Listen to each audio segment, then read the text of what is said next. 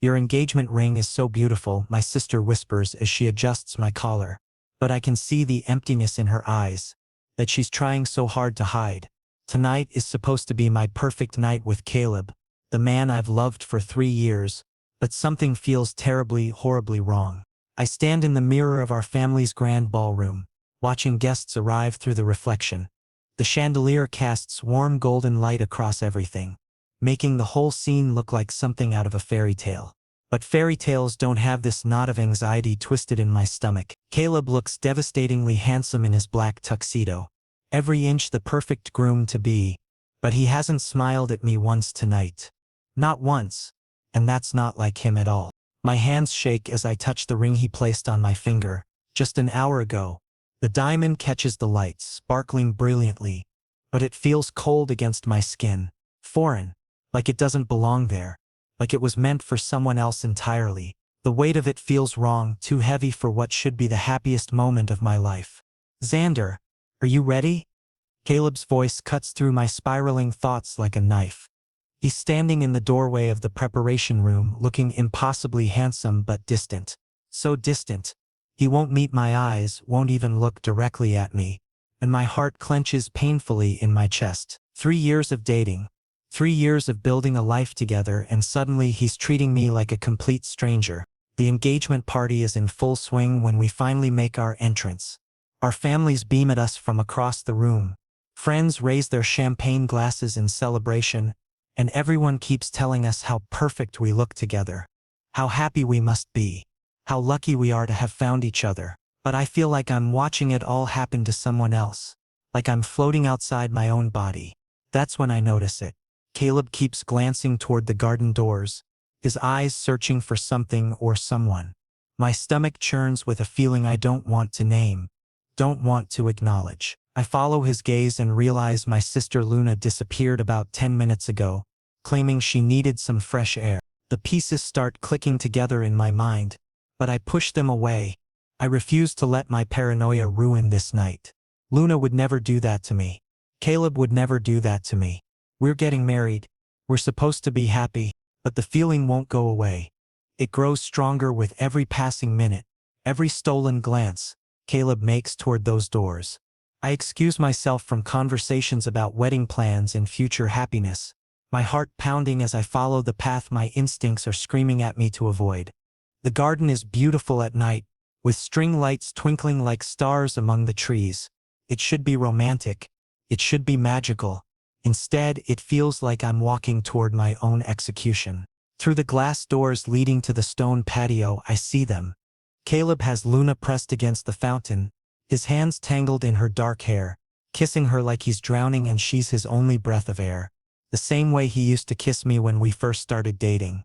The same way he should be kissing me on our engagement night. The same way he hasn't kissed me in months.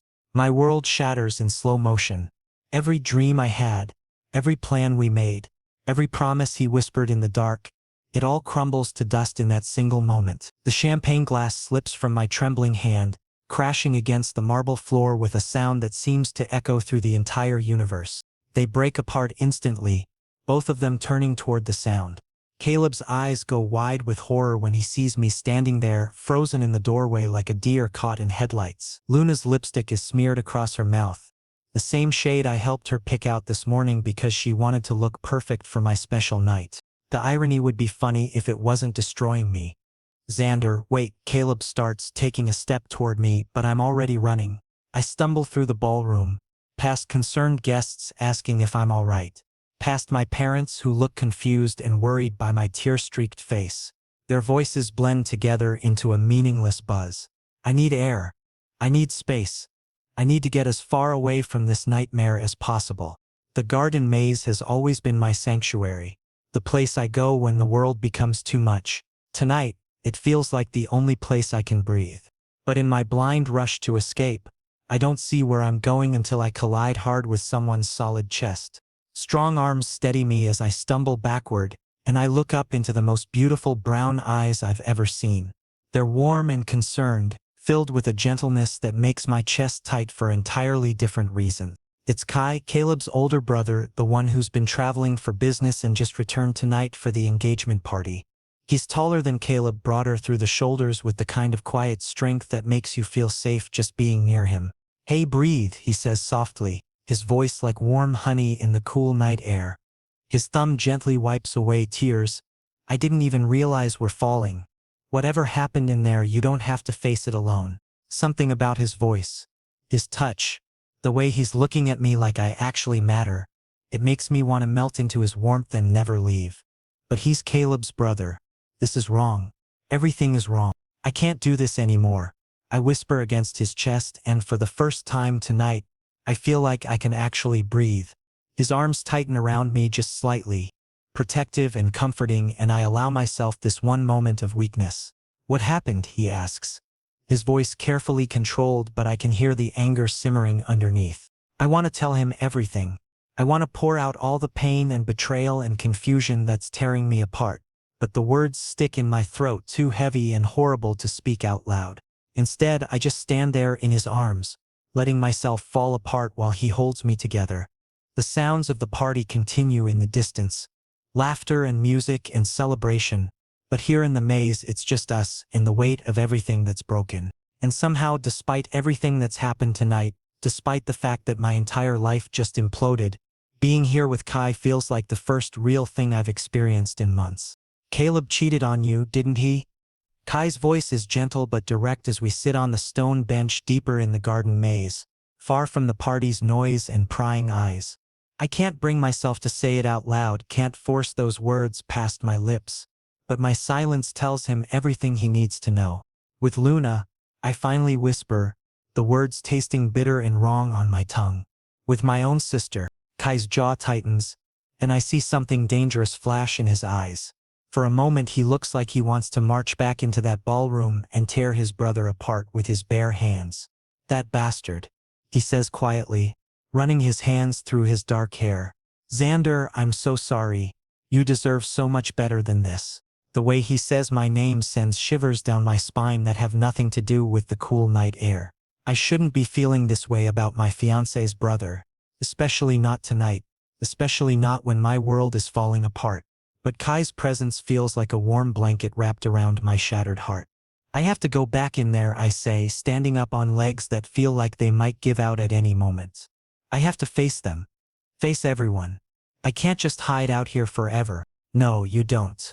Kai stands too, his hand catching mine before I can take a step. The contact sends electricity through my entire body. "You don't owe anyone a performance tonight. Not after what they did to you." But I do go back. I walk into that ballroom with my head held high, even though I feel like I'm dying inside.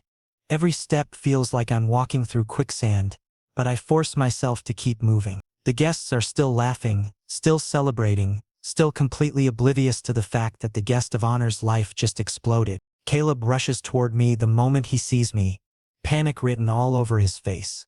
Luna trails behind him, guilt and shame radiating from her in waves. She can't even look at me. "Xander, please let me explain." Caleb starts reaching for me, but I step back before he can touch me. "Explain what?" My voice is steadier than I expected, stronger than I feel. "Explain how long this has been going on." The ballroom starts to quiet around us. Conversations die mid-sentence as people sense the tension, the electricity in the air. Our families and friends create a loose circle around us, pretending not to stare while hanging on every word. Caleb's face crumbles like a house of cards. 6 months, he admits quietly, the words falling between us like stones. 6 months. Half a year of lies. Half a year of him coming home to me after being with her. Half a year of planning our future while he was already building one with someone else. Half a year of me feeling like something was wrong but telling myself I was being paranoid. The murmur that ripples through the crowd is like a physical blow. I hear my mother gasp, see my father's face turn red with anger. Our friends exchange shocked glances, and I realize that this moment, this horrible, devastating moment, will be burned into their memories forever. The engagement is off, I announce, my voice carrying clearly across the sudden silence. I slide the ring off my finger. It comes off easily, like it never really belonged there, and place it in Caleb's palm. His hand is shaking. "You can have each other." The gasps from our families, the whispers from friends, the sound of my mother starting to cry. It all fades into background noise as I turn to leave. That's when I see Kai standing near the doorway watching me with something that looks like admiration mixed with heartbreak. Our eyes meet across the room, and something passes between us. An understanding. A connection I've never felt with Caleb. Despite 3 years together. It's electric and terrifying and completely inappropriate.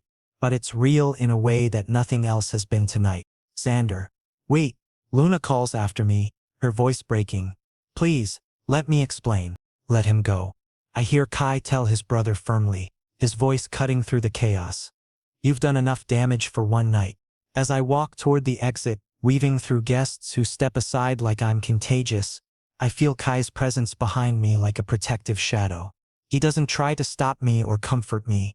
He just follows at a respectful distance, making sure I'm not alone. Outside in the cool night air, away from the stifling atmosphere of betrayal and broken dreams, I finally allow myself to break down completely. 3 years of my life, gone. My relationship with my sister, probably destroyed forever. My trust in love itself, shattered into a million pieces. But somehow, knowing that Kai is there, that someone cares enough to make sure I'm okay, makes it hurt just a little bit less.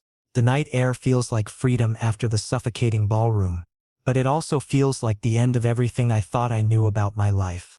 You don't have to pretend to be strong with me, Kai says softly when he finds me crying behind his car in the parking lot. My back pressed against the cold metal as sobs rack my body. He doesn't try to touch me or offer empty platitudes. He just stands there like a steady presence in my chaos, giving me the space to fall apart while making sure I know I'm not alone. I feel so stupid. I sob, wiping my nose with the back of my hand like a child. 3 years, Kai. 3 years I wasted on someone who was never really mine. You're not stupid, he says firmly, his voice soft but unwavering. You're human. You trusted someone you loved. There's nothing stupid about that. But all the signs were there, weren't they? I look up at him through my tears, searching his face for answers.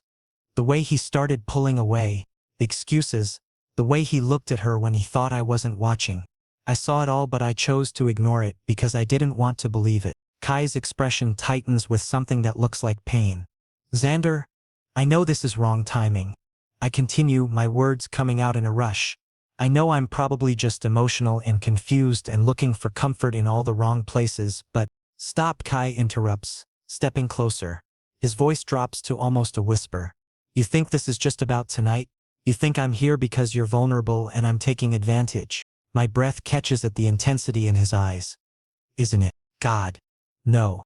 He runs his hands through his hair, looking like he's fighting some internal battle. Xander, I've been in love with you for 3 years. Since the day Caleb brought you home to meet the family. The world tilts on its axis. What? You think I traveled so much for business? His laugh is bitter, self-deprecating. I couldn't stand watching him take you for granted. Couldn't stand being in the same room knowing you never look at me the way you looked at him. My mind races, trying to process this revelation. All those times Kai seemed to disappear whenever I visited. All those brief conversations that felt charged with something I couldn't name. All those moments when I caught him looking at me with an expression I couldn't decipher. It all makes sense now. You've been in love with me? This whole time? Pathetically, hopelessly in love. He admits, his voice raw with honesty. But you were his, and he was my brother. So I kept my distance. I tried to be happy for you both. Tried to convince myself that as long as you were happy, that was enough. Kai, I had no idea. Of course you didn't. That was the point. He looks away, staring out at the dark parking lot. Do you know how many times I wanted to tell you? How many times I wanted to shake you and make you see that you deserved better than the way he was treating you. My heart is pounding so hard I'm sure he can hear it. Why didn't you? Because it wasn't my place. Because I'm not the kind of person who breaks up relationships, no matter how I feel. His eyes meet mine again, and the pain there takes my breath away. Because I love you enough to want you to be happy even if it's not with me. But I wasn't happy, I whisper. I haven't been happy in months. I kept telling myself things would get better, that we were just going through a rough patch, but deep down I knew something was wrong. A car door slams nearby, making us both jump. We turn to see Caleb storming toward us across the parking lot, Luna running to keep up with him. His face is twisted with anger and something that looks almost like jealousy. Really, Xander? Caleb's voice is harsh, cutting through the night air like a blade. You're already moving on to my brother? That didn't take long. Back off, Caleb, Kai warns, stepping protectively in front of me. The tension between the brothers is palpable. Years of rivalry and resentment bubbling to the surface. This is perfect, Caleb continues sarcastically, his words slurring slightly. I realize he's been drinking. From one brother to another. Very classy, Xander. Very mature. The accusation stings because part of me wonders if he's right. Am I just rebounding to the nearest available comfort? Am I using Kai to get back at Caleb? But then I look at Kai's face, see the genuine hurt there, the years of hidden feelings finally exposed, and I know this is different. You lost the right to judge my choices the moment you decided to have an affair with my sister. I say quietly, but my words carry clearly in the still night air. It wasn't supposed to happen, Luna speaks up for the first time, her voice small and broken. Xander, you have to believe me, we never meant for it to go this far. How far did you mean for it to go? I asked, turning to face her. Was kissing him okay as long as you didn't sleep with him? Or did you cross that line too? She can't meet my eyes, and that tells me everything I need to know. 6 months. I continue, my voice getting stronger. 6 months of lying to my face. 6 months of family dinners where you both sat there and smiled and acted like nothing was happening. 6 months of me planning a wedding while you were planning to steal my fiancé. I never wanted to hurt you, Luna whispers, tears streaming down her face. But you did. I reply simply. You hurt me in a way I'm not sure I'll ever recover from. You were my sister. You were supposed to protect me, not betray me. Caleb steps forward, swaying slightly. Don't act like the victim here, Xander. You think I didn't notice how checked out you've been? How you never seemed interested in the wedding planning? How you always seemed like you were somewhere else? So that gave you permission to cheat? My voice rises, anger finally cutting through the hurt. Instead of talking to me, instead of trying to work things out, you decided to run to my sister. She understood me in a way you never did. Caleb shoots back. And those words hit harder than any physical blow. Then why did you propose? I ask, my voice breaking. Why put me through this charade if you were already in love with someone else? For the first time since this nightmare began, Caleb looks genuinely ashamed. I thought I could make it work. I thought if we got married I could forget about her and focus on us. You thought wrong, Kai says coldly. And now you've destroyed not just your relationship with Xander, but probably your relationship with Luna too. Was it worth it, Caleb? Was whatever this is or destroying everything? The silence that follows is deafening. In the distance we can still hear the party continuing. Our engagement party, now a celebration of nothing but lies and broken promises. I think we're done here, I say finally, my voice exhausted. I'm going home. My real home. Not the apartment we shared. Not the life we built together. I'm going somewhere I can figure out who I am when I'm not trying to be the person you wanted me to be. As I walk toward my car, I hear Kai call after me. Xander, wait. I turn back, seeing him silhouetted against the lights from the ballroom. If you need anything, he says quietly. Anything at all, please call me. You don't have to go through this alone. I nod, not trusting my voice, and get in my car. As I drive away, I catch a glimpse of the three of them in my rearview mirror. Caleb and Luna standing together, Kai alone and watching me leave. For the first time in months, maybe years, I feel like I'm driving towards something instead of running away from it, even if I don't know what that something is yet. Xander, please, just give me one chance to explain properly, Caleb pleads as we stand in the parking lot under the harsh streetlights, their yellow glow casting long shadows between us. Luna hangs back by their car, looking like she wants to disappear into the asphalt beneath her feet. Her arms are wrapped around herself defensively, and I can see her mascara has left dark trails down her cheeks. There's nothing to explain, I say, surprised by how calm my voice sounds even though my heart is still racing from everything that's happened tonight. You chose her. On our engagement night, you chose her. It wasn't supposed to happen like this. Caleb starts running his hands through his hair in that familiar gesture I once found endearing. Now it just looks desperate. But it did. I cut him off, my voice gaining strength. And now I'm choosing myself. Kai hasn't said a word since we came out here, but I can feel his presence beside me like an anchor in this storm. His silent support gives me a strength I didn't know I possessed. A steadiness I've been missing for months without even realizing it. You're making a mistake, Caleb's voice turns cold, and I see a side of him I've never witnessed before.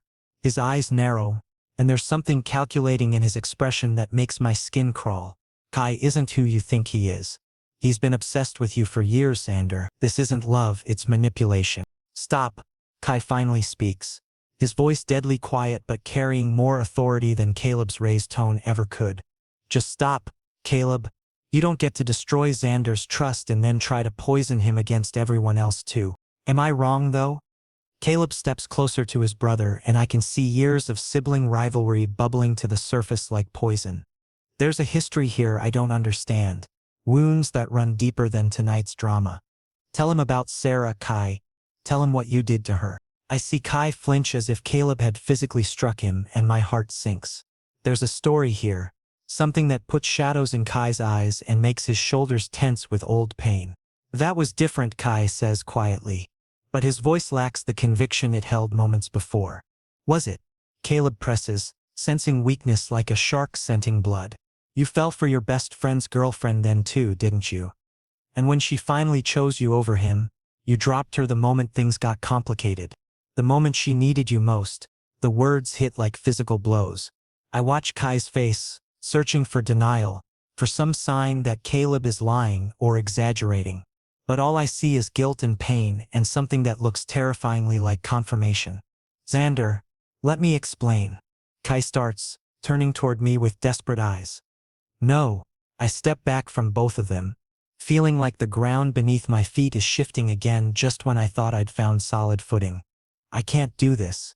I can't be caught between you two fighting over me like I'm some prize to be won. It's not like that, Kai pleads, reaching toward me before letting his hand drop. Please, just let me tell you what really happened. Isn't it though? I feel tears threatening again, but this time they're born of exhaustion rather than heartbreak. Caleb, you destroyed 3 years of trust tonight. And Kai, you've been hiding feelings for 3 years, watching me be with someone else. How is any of this healthy? Luna finally approaches, her voice small and broken. Xander, I'm sorry. We never meant for you to get hurt like this.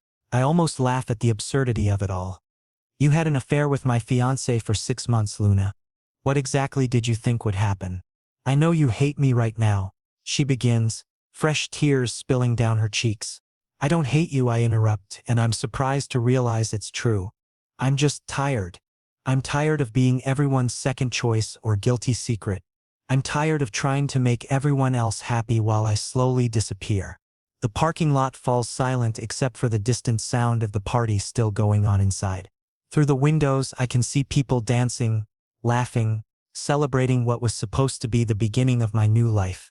Instead, it feels like the end of everything I thought I knew about myself. Xander, please don't go, Caleb says, and for a moment he sounds like the man I fell in love with 3 years ago. I know I messed up, but we can work through this. People make mistakes. A mistake is forgetting to pick up milk on the way home, I say, my voice sharper than I intended. Having a 6-month affair with my sister isn't a mistake. It's a choice. A series of choices, made over and over again, every time you decided to betray me. And what about you? Caleb's tone turns accusatory again. You're already moving on with my brother. How is that any different? Because I'm not engaged to you anymore. I reply simply, because I'm not making promises to one person while sleeping with another.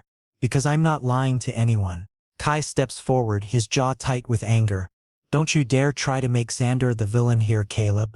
He's done nothing wrong. Hasn't he? Caleb laughs bitterly. He's been emotionally checked out of our relationship for months. Half the time when I was talking to him, he seemed like he was somewhere else entirely. Maybe if he'd actually been present, actually tried to work on our problems instead of just going through the motions. Stop. The word comes out harder than I intended, cutting through Caleb's excuses like a blade. You don't get to rewrite history to make yourself feel better. If you were unhappy in our relationship, you should have talked to me. If you felt like I was distant, you should have said something, but you didn't. Instead, you decided to find comfort in my sister's arms while keeping me in the dark. I tried to talk to you, Caleb protests. But every time I brought up anything serious, you changed the subject or made some excuse about being tired from work. Because I could feel you pulling away, I explode, months of suppressed frustration finally bubbling over. I could sense something was wrong. But every time I asked, you told me everything was fine. You made me feel crazy for thinking there was a problem. And all along you were with her. The truth of it hits me like a physical blow. All those nights I lay awake wondering what I'd done wrong. All those times I tried harder to be the perfect boyfriend. All those moments I questioned my own instincts. I was right all along. I was trying to protect you, Luna says quietly, and we all turn to look at her. I kept telling Caleb to break up with you properly, to be honest about his feelings. I never wanted it to happen like this. But you wanted it to happen. I say, the pieces finally clicking into place. You wanted him to choose you. You were just hoping he'd do it without destroying me in the process. She can't meet my eyes, and that tells me everything I need to know. I need to get out of here, I say, turning toward my car. I need time to think, to figure out who I am when I'm not trying to fix everyone else's problems. Xander, wait. Kai calls after me, his voice rough with emotion. I turn back, seeing him silhouetted against the lights from the ballroom, looking lost and broken in a way that makes my chest ache. I need time, I say without turning around completely. I need to figure out who Xander is when he's not trying to make everyone else happy at the expense of his own sanity. As I drive away, I catch a glimpse of them in my rearview mirror. 3 people standing in a parking lot, surrounded by the wreckage of relationships and the weight of choices that can't be undone. For the first time in years, I'm driving toward uncertainty. But somehow, that feels more honest than the false certainty I've been living with. 3 weeks later, I'm finally starting to breathe again. The small downtown apartment I've rented is nothing like the spacious place Caleb and I shared. But it's mine. Every piece of furniture, every decoration, every choice has been made by me and me alone. I've started therapy, joined a gym, and begun rediscovering who Xander is when he's not attached to someone else's story. The knock at my door at 8 p.m. surprises me. I'm not expecting anyone. I've been deliberately keeping a low profile, avoiding mutual friends and family gatherings where I might run into Caleb or Luna. My therapist says it's healthy to establish boundaries while I heal, and for the first time in my life, I'm prioritizing my own needs over everyone else's comfort. When I open the door, Kai is standing there looking exhausted and holding a coffee cup from my favorite cafe. He's wearing a simple gray sweater and jeans. His hair slightly mussed like he's been running his hands through it. There are dark circles under his eyes and he looks like he hasn't been sleeping well. I know you said you needed time, he says before I can speak, his voice careful and measured. But I couldn't stop thinking about what Caleb said. About Sarah. You deserve to know the truth. Kai. I start, but he holds up a hand. Please. Let me tell you everything. All of it. The whole story, not just Caleb's version. His eyes are pleading, desperate in a way that makes my chest tight. Then if you want me to leave you alone forever, I will. I'll respect whatever decision you make. Against my better judgment, I step aside and let him in. My apartment is small but cozy, with warm lighting and plants scattered around, things that make me feel peaceful. We sit on my couch, careful to maintain distance between us, but I can feel the tension crackling in the air like electricity before a storm. Sarah was my best friend Marcus's girlfriend in college. Kai begins, his voice steady but quiet. I fell for her hard, but I never acted on it, never even told her how I felt. He wasn't good to her. He cheated constantly, lied to her, took her for granted in every possible way. I stay quiet, letting him talk, watching the way his hands clench and unclench in his lap as he relives memories that are clearly painful. When she finally left him for the 4th time, she came to me for comfort. I was the shoulder she cried on, the friend who listened when she needed to vent about how much he'd hurt her. His voice gets softer, more vulnerable. One night, she kissed me, said she realized I was the one who'd been there all along, who actually cared about her. What happened? I asked quietly. We started dating, and I thought, God, I thought I was finally happy. I thought I'd won some kind of cosmic lottery, getting to be with the girl I'd been in love with for 2 years. He laughs bitterly. But every time Marcus tried to win her back, and he did try, constantly, I could see her wavering. I could see her looking at him with the same longing she used to have. The pain in his voice is raw, real, and I find myself leaning slightly closer despite my reservations. It took me 6 months to realize the truth. Kai continues, his eyes fixed on his hands. She wasn't with me because she loved me. She was with me because I was safe. Because I treated her well and didn't hurt her the way Marcus did. But her heart was still with him, and every time he came around I could feel her slipping away a little more. That must have been devastating, I say softly, beginning to understand why this story weighs on him so heavily. The worst part was that I could see it destroying both of us. She felt guilty for not being able to love me the way I loved her, and I felt like I was slowly disappearing, trying to be enough for someone whose heart belonged to someone else. He finally looks up at me, his brown eyes filled with old pain. When she went back to Marcus for the 4th time, I told her I couldn't do it anymore. I couldn't be her backup plan, her safe harbor between storms. How does Caleb see that as manipulation? I ask, genuinely confused. Because I ended it. Because when things got complicated, when it became clear that she was never going to fully choose me, I walked away. Kai's voice carries a weight of self-doubt that breaks my heart. Caleb thinks I gave up the moment it got difficult, that I abandoned her when she needed support. But that's not what happened, isn't it? He looks at me with such vulnerability that it takes my breath away.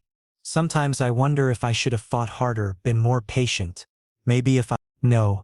I interrupt firmly. Kai, you can't save someone who doesn't want to be saved. You can't love someone into loving you back. What you did took incredible strength. The silence that follows is loaded with unspoken truths and possibilities that neither of us is quite ready to voice. Is that what you think I am? I ask quietly, the question that's been haunting me since Caleb's accusations. Your second choice after Sarah? Kai looks at me with such intensity that I feel like he can see straight through to my soul. Xander, you were never my second choice. You were the choice I couldn't make because you belonged to someone else. My heart pounds against my ribs, and I realize I'm holding my breath. I'm not asking you to jump into anything with me, he continues, his voice gentle but determined. I'm asking you to let me prove that what I feel for you isn't about winning some competition pit Caleb or filling a void left by Sarah. I want to know you, the real you, without any pressure or expectations. How do I know you're not just saying what I want to hear? The question comes out more vulnerable than I intended. Kai smiles sadly, and something in that expression makes my chest ache with longing. You don't. You have to decide if you trust me enough to find out. The silence stretches between us, filled with possibilities and fears in equal measure. I think about the past 3 weeks, about how I've been slowly rebuilding myself from the ground up, about how scary but liberating it's been to make choices based on what I want rather than what others need from me. I'm scared, I admit quietly, the words feeling strange and honest on my tongue. Me too, he whispers back. And somehow that shared vulnerability feels like the most honest thing anyone has said to me in months. I study his face in the soft light of my living room, looking for any sign of deception or manipulation. But all I see is a man who's been carrying the weight of unexpressed feelings for years, who's watched from the sidelines as the person he cared about slowly disappeared into someone else's idea of who he should be. If we do this, I say slowly, if we try, it has to be different. I can't be anyone's project or consolation prize. I need to know that you see me, really see me, not just some idealized version you've built up in your head. I do see you, Kai says softly. I see how you always put everyone else's needs before your own. I see how you light up when you talk about books or how you get that little crease between your eyebrows when you're concentrating. I see how you've been slowly disappearing for months, trying to be what Caleb wanted instead of who you actually are. The accuracy of his observations steals my breath. He has been watching, really watching, in a way that Caleb never did. I see you too, I whisper, surprising myself with the admission. I see how you always make sure everyone else is taken care of before yourself. How you carry other people's pain like it's your own responsibility.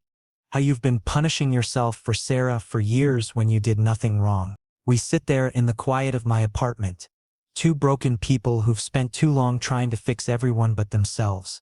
And for the first time since my world imploded, I feel like maybe healing is possible. I want to try. I tell Kai after a long moment of silence that feels heavy with possibility. But slowly, no rushing, no pressure, no comparing this to what I had with Caleb. His smile is soft and genuine, transforming his entire face in a way that makes my heart skip. However slow you need, the next month passes like a gentle awakening. Kai keeps his word in ways that surprise and touch me. He doesn't push for romantic gestures or physical intimacy. Instead, he shows up in small, meaningful ways that feel more intimate than any grand declaration could. He brings me coffee when I'm working late on a freelance project I picked up to keep myself busy. He listens without judgment when I need to vent about my therapy sessions, about the slow process of untangling years of people-pleasing and self-doubts. He helps me paint my new apartment without any expectations, singing along to terrible pop songs on the radio and making me laugh until my sides ache. We fall into an easy rhythm of text messages throughout the day. Nothing heavy or romantic, just small check-ins and shared observations about the world around us. He sends me pictures of dogs he sees on his morning runs. I send him terrible memes that make him laugh during boring work meetings. It's comfortable in a way my relationship with Caleb never was. With Caleb, I always felt like I was performing, trying to be the perfect boyfriend he deserved. With Kai, I feel like I can just exist, be myself without apology or explanation. One evening, as we're sitting on my couch watching a terrible romantic comedy and laughing at the ridiculous dialogue, I realize something has shifted. I'm not thinking about Caleb anymore. I'm not comparing every moment to my past relationship or analyzing every interaction for hidden meanings. I'm just happy. The movie reaches a particularly cheesy love scene where the male lead makes some grand gesture involving a flash mob and a mariachi band, and I catch Kai rolling his eyes at the screen. "That's so unrealistic," he says, gesturing at the television. "Who actually wants to be serenaded by strangers in the middle of a grocery store?" "I don't know," I say, grinning at his expression of mock horror. "Maybe some people like grand gestures. Please tell me you're not one of those people," he says, turning to look at me with genuine concern. Because I can barely carry a tune and the thought of organizing a flash mob makes me break out in hives. "Your secret is safe with me." I laugh. "I much prefer coffee and terrible movies." "Good," he says, settling back into the couch with a satisfied expression. Because that's about the extent of my romantic capabilities. The ease of the moment, the comfortable domesticity of it, hits me suddenly. This is what I want. Not grand gestures or dramatic declarations, but this quiet evenings and shared laughter and someone who sees me clearly enough to know what actually makes me happy. "Kai?" I say during a particularly ridiculous scene where the heroine is chasing her love interest through an airport. "I think I'm ready." He turns to look at me, understanding immediately what I mean. His eyes search my face, looking for any sign of doubt or hesitation. "Are you sure?" he asks quietly. "Because there's no rush, Xander. We can take as much time as you need." Instead of answering with words, I lean over and kiss him. It's soft and tentative at first, nothing like the desperate, possessive kisses I used to share with Caleb. This feels like coming home, like finding something I didn't even know I was looking for. When we break apart, Kai rests his forehead against mine, his breath warm against my skin. "I love you," he whispers, the words carrying the weight of years of hidden feelings. "I've loved you for so long that I almost forgot what it felt like to hope." "I'm starting to love you too," I whisper back, and it feels like the most honest thing I've ever said, and that terrifies me, but in a good way. We're still sitting there, caught in that perfect bubble of new possibility, when my phone buzzes with a text message. The notification breaks the spell, and I almost ignore it until I see Luna's name on the screen. "Caleb is at the hospital. He collapsed at work. They think it's a heart attack. He's asking for you." My blood runs cold. I feel Kai read the message over my shoulder, feel his body tense beside me. "You don't have to go," he says quietly, but there's no possessiveness in his voice, no attempt to influence my decision. "Yes, I do," I say, standing up and grabbing my keys. "Whatever happened between us, I can't just ignore this. I'll drive you." The hospital smells like antiseptic and fear, that unique combination of cleaning products and human anxiety that makes my stomach churn.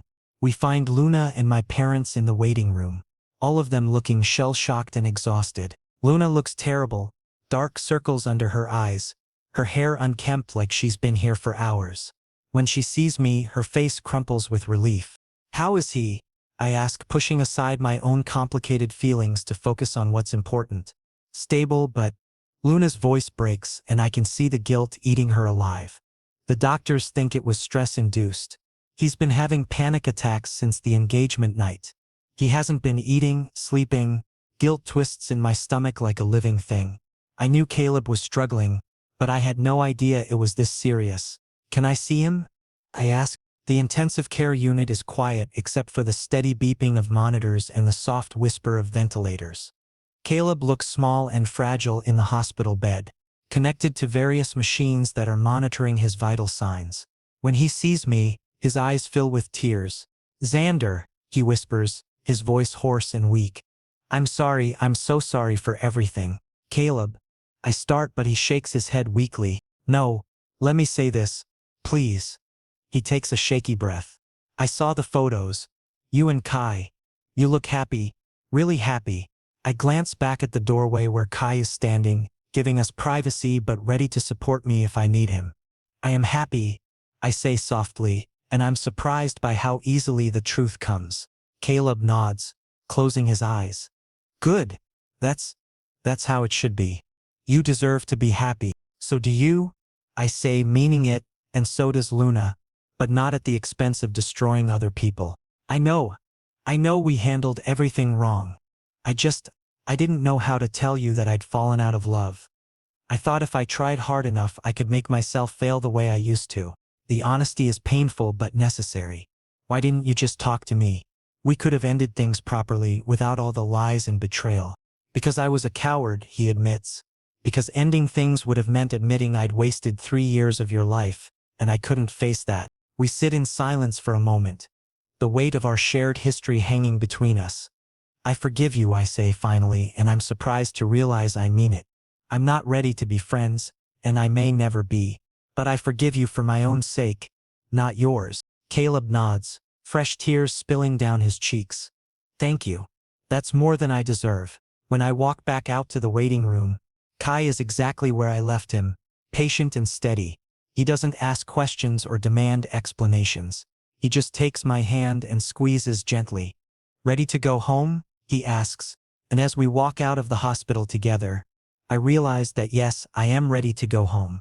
Not to the apartment I've been hiding in, not to the life I used to have, but to whatever comes next with this man who sees me clearly and loves me anyway. For the first time in months, maybe years, the future feels full of possibility instead of obligation.